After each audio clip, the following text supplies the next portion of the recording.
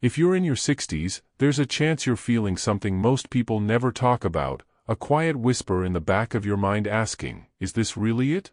Maybe your days are quieter now. The house isn't full of noise and activity like it used to be.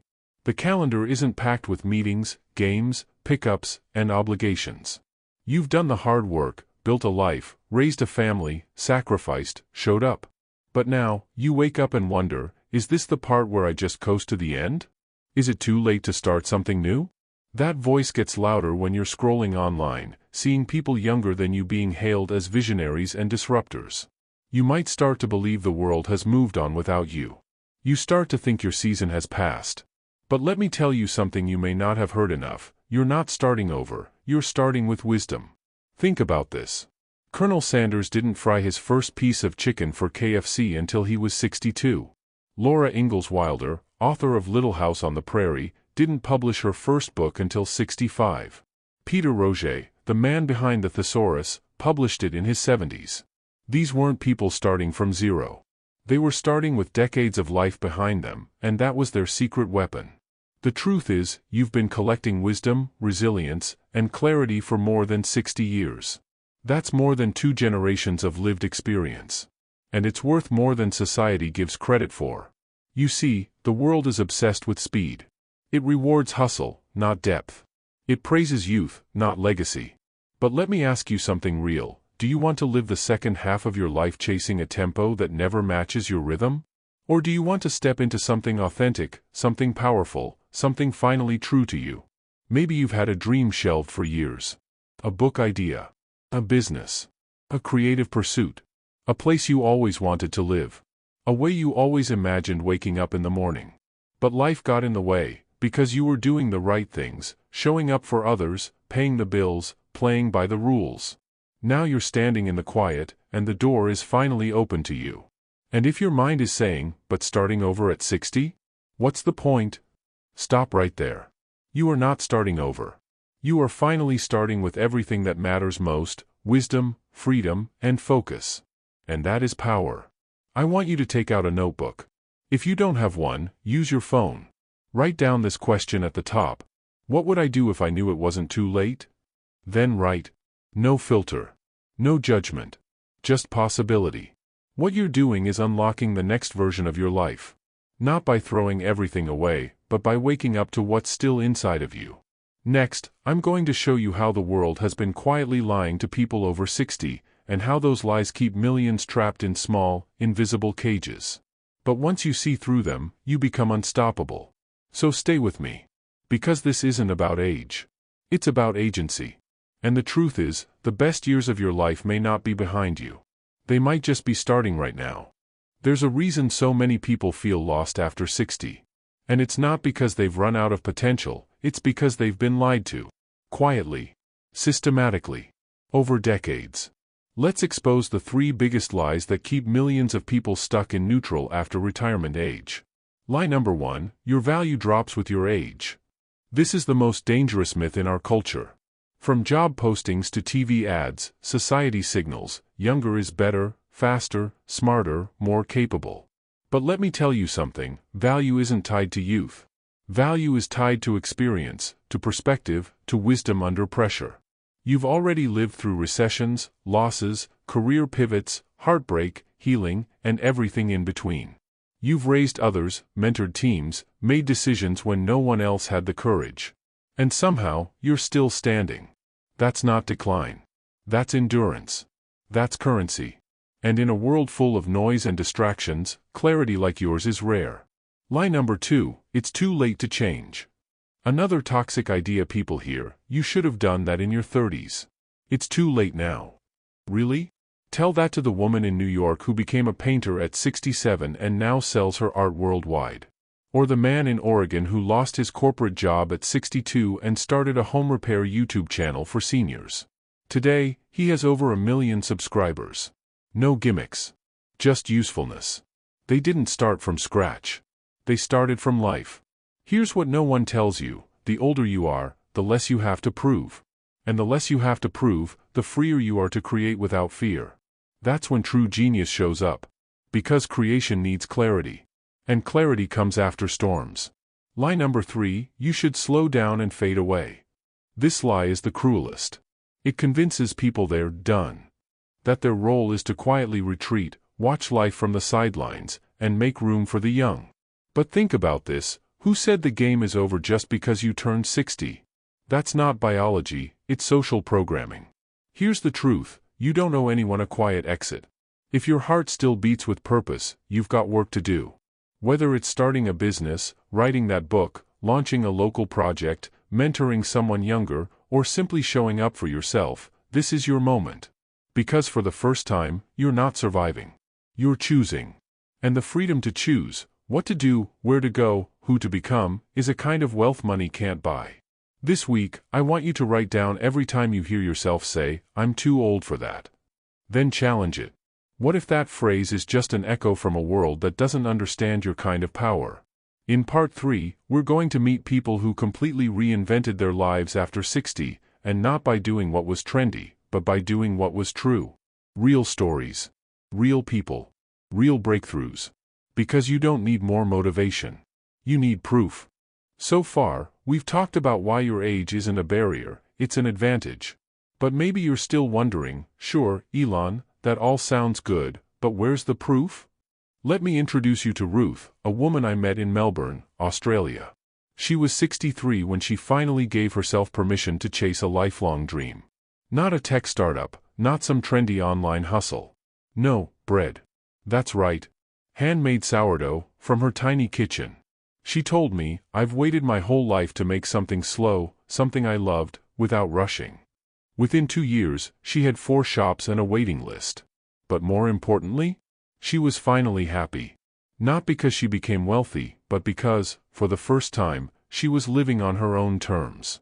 And she's not alone. Let me take you across the world again, this time to Oregon, USA.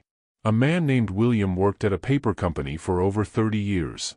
At 62, he was let go. He felt crushed. Forgotten. Like the world had closed the door on him. But instead of giving up, he remembered something he loved, fixing things. Simple repairs around the house.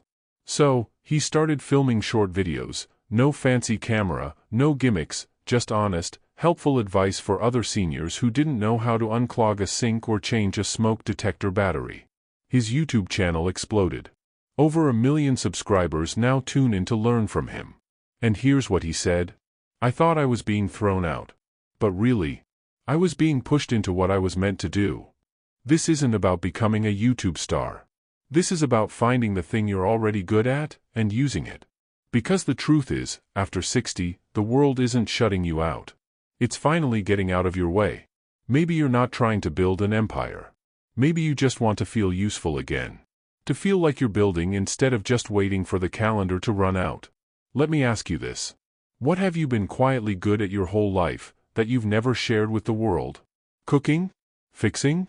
Encouraging others? Writing? Speaking truth? Solving problems? Teaching kids? Leading with calm? That's wisdom. And wisdom is in short supply these days. You don't need to start big. You just need to start real. Here's your challenge for this week. Write down 3 things you've learned the hard way in life, things you wish someone had told you earlier. Then ask yourself, who needs this now? That's your first step toward legacy. Not just success, significance.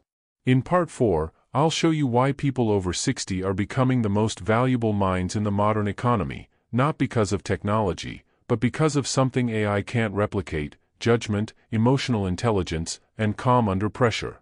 Because when the world gets noisy, the wise rise. Let's talk about something no one tells you, not your boss, not the news, not even most self-help books. Being over 60 is a strategic advantage in today's economy. I know what you're thinking. But Elon, aren't companies hiring younger, faster, cheaper workers? Sure. They hire them fast. And then? They burn out fast. Because when the world gets chaotic, what it actually needs is wisdom. Let me explain. We're living in a time where people want instant results. Social media promises overnight success. AI answers every question in 2 seconds. And we're flooded with tips, tricks, and life hacks from 22-year-olds who just got their first job. But here's the problem. Speed isn't the same as clarity. Data isn't the same as judgment. And energy without emotional intelligence? That's just noise. And guess what? That's where you come in. Let me tell you about Sandra, a retired high school principal in Manitoba, Canada. She was 65, sipping coffee one morning during the COVID lockdown, when she read that thousands of students were falling behind in school. She didn't panic. She planned. Sandra called 5 of her retired teacher friends and said, "What if we help? Just a few hours a week?" Within a year, she launched a national online tutoring network of over 1,800 retired educators helping thousands of kids across North America catch up. Her secret weapon? Calm under pressure. Emotional intelligence. Discipline. Things that can't be taught in a weekend workshop. Now companies are starting to wake up. In Japan, over 15% of the workforce is over 60, not just because of necessity, but because they've proven something. Backhand index pointing right, older employees take fewer sick days. Backhand index pointing right, they make better mentors. Backhand index pointing right, they bring long-term thinking into fast-changing industries. Why? Because when the storms come, they've seen them before. Let me ask you something. What problems have you solved so many times that they don't even scare you anymore? That's your superpower now. And here's the wild part, governments and companies are struggling to find dependable people. Why? Because younger generations are still learning how to think. But you've been doing it under pressure for 30+ years. That's not just memory. That's pattern recognition. And it's gold in business, leadership, community, even your personal life. So the next time you hear yourself say, "I'm too old for this," I want you to replace it with, "I've trained for this my whole life." Because in the noisy world of today, wisdom is becoming the most valuable currency on earth. And guess what? You're already holding it. In Part 5, I'll reveal something even more personal, the emotional intelligence that blooms after 60, how it changes your relationships, and why it may be the very thing that finally unlocks peace, love, and purpose in ways your younger self couldn't imagine. Let's talk about something you can't see in a mirror or measure on a scale. It's not your career. It's not your money. It's not even your skills. It's your emotional intelligence. And after 60? It hits a level most people never reach. Let me explain. When you're young, emotions feel like waves crashing in. Anger, pride, anxiety, jealousy, they knock you off balance. You chase validation, overreact to setbacks, and take every criticism personally. But with time, something changes. At 60, you've buried friends. You've held your breath through recessions. You've sat in hospital rooms. You've said, "I'm sorry," when it mattered, and meant it. You've stopped needing to win every argument. You've started choosing peace over being right. That is emotional power, the kind that can't be taught in books. It comes only through life. Let me tell you about Sylvie, a retired math teacher from France. After losing her husband in her early 60s, she felt invisible. She told me, "I thought all my valuable years were behind me." But one day, while visiting Lyon, she passed a small robotics class for kids. Out of curiosity, she walked in and watched. 6 months later, she was teaching logic and problem-solving in that same class. 1 year later, she began learning to code herself, sitting next to 14-year-olds, laughing and struggling together. 2 years later, she helped design a prototype for a regional tech fair. When I asked what changed, she said something that hit me hard. At 63, I didn't just feel young again. I felt alive, because I was needed. And that's what emotional intelligence unlocks, service without ego. The older you get, the less you act from fear. The less you seek applause. You don't just help others to impress, you help because it's who you've become. And that, my friend, is what the world is starving for. Let me ask you, what part of your heart have you ignored for the last 20 years? The artist? The mentor? The healer? The speaker? The dreamer? That part didn't die. It just got buried beneath responsibility. But here's the truth, emotional intelligence is the key that unlocks all of it. It's why your next chapter isn't just about doing. It's about being. Being present. Being kind without being weak. Being courageous without chasing attention. Being you, without apology. You're not here to start over. You're here to start fully awake. In Part 6, the final chapter, I'll show you how to take this emotional wisdom and turn it into impact, whether it's a new career, a mentorship journey, or a quiet legacy that outlives you. We'll talk about stories of people who became guides, leaders, even entrepreneurs after 70, not because they needed the money, but because they realized their life's real value had just begun. So here you are. You've survived the storms. You've earned your scars. You've gained clarity most people never reach. Now what? Now, you build legacy. But let's break that word down. Legacy doesn't mean statues. It doesn't mean fame. It doesn't mean millions in the bank. Legacy is the life that outlives you. It's how your story shapes someone else's future. And the truth is, your wisdom, right now, could save someone years of confusion, pain, or delay. Let me tell you about Antonio, a tilemaker from Portugal.